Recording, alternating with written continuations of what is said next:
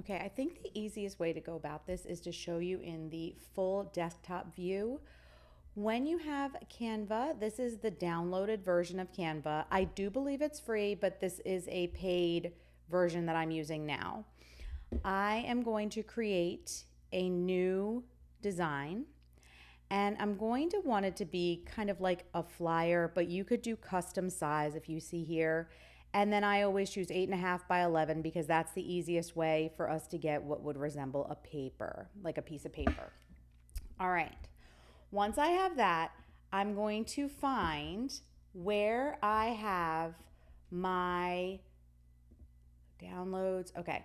Here are some of the images that I have. Okay, let's use these ones. I'm just going to use these teacups just because that's what I have right now, but you can do this with anything that you have. Make sure that your pictures that you're using are downloaded onto your computer, okay? And you're going to grab them from wherever you have them downloaded. The easiest way, if you're not used to using this, is to go ahead and download the files to your desktop so you can easily see them and drag them over. This just happens to be my downloads. This is where I usually keep a lot of the stuff that I use, mainly for this business. And so I have folders set up here. I am going to open up the folder that it's in, and I'm going to drag over my image. So here is my 1:1 ratio. So it's a square. And what I want to do now is create a set of either 4 or 6 of them, depending on the size of the project you're using or the wood blocks you're using. You're going to drag it all the way to the top with one side. It doesn't matter which side. I just always happen to go left to right and top to bottom. And I'm going to make it small enough to be half. When you get to halfway on your paper, you're going to see that line. See this purple line come down the center? That shows you that this is half of the paper. So I know that I can duplicate this. I can make another one of them and it'll fit perfectly on the right side of this paper. In order to duplicate, you have a few things you can do in Canva. You can click on it, and right here is a way to duplicate it. It would make a copy. Or while you have it selected, you can hit Command if you're on an Apple computer, or Control if you're on a PC, and then click D. So hold down the Control or Command and click D, or you can just click this button and it will create a second one. And I'm going to move that second one over, click and drag, so that it is in the top right hand corner. So now I have those two. The easiest way to do this from here, you can continue to duplicate it if you want to. Just click here, bring it down to where you want it down here, and then do that again. And now you have 4 images on your page. If, let's say, you wanted to do 6, what I usually will do is I will continue even though I know this is going off the page. So I duplicated it, and then I'm going to duplicate this again, fit it where it goes.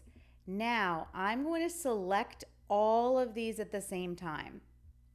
You can do that by clicking and dragging to the side and selecting all of them. That's how you know you have all of them. Or you can just hit Control or Command if you're using an Apple, and then the A to select everything on your page. Once you have that, you can group all of these. That means you're going to take all of these and make them into one image versus 6 different ones. The only reason I'm doing this is because if I do this, I can now resize this entire picture so that it fits onto one page. And as you can see, it's now all set up on one page, and here are 6 images. This is going to be a little bit smaller than a full 6x6 sheet. So you could either drag this out, which will distort the image slightly. Actually, no, it doesn't. It just makes it fit out. There you go. And then when you drag this out, now you have all of your teacups in a good 6 images on one page. All right. Once I am done this, I'm going to go to share right here. I'm going to click download. And then you can download however you want. You can make it a PNG, which is a picture. A JPEG is also a picture.